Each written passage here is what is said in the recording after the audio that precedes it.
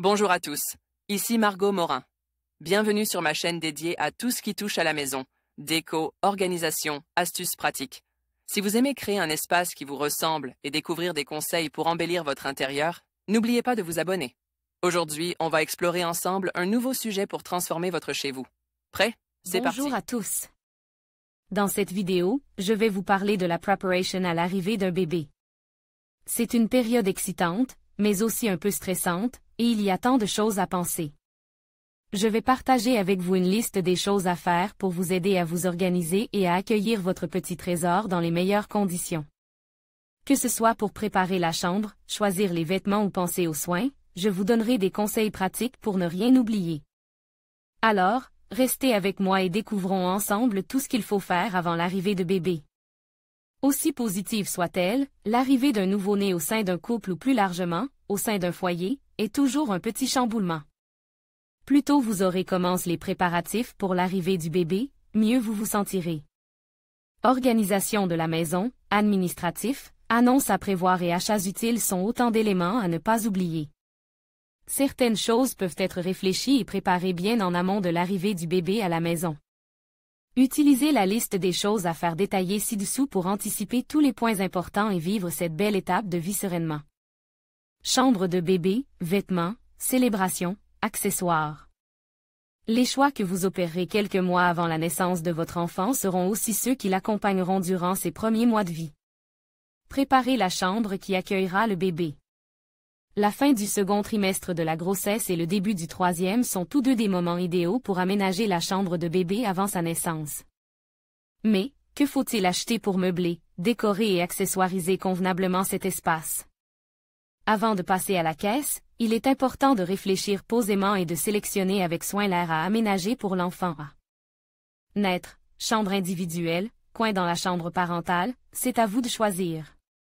Une fois l'espace défini, prenez le temps de constituer une liste, ou une checklist, du nécessaire pour préparer la chambre de bébé.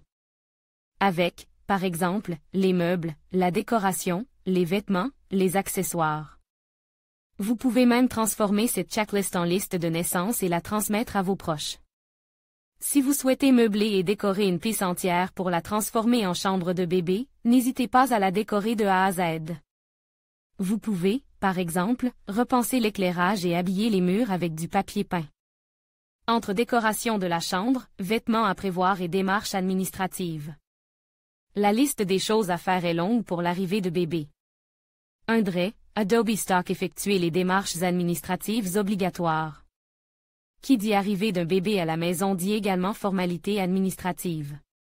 Voici la liste des démarches obligatoires ou importantes. Reconnaissance de l'enfant, pour la reconnaissance paternelle, dans les 5 jours qui suivent la naissance, déclaration de naissance, pour obtenir un acte de naissance, assurance maladie et mutuelle.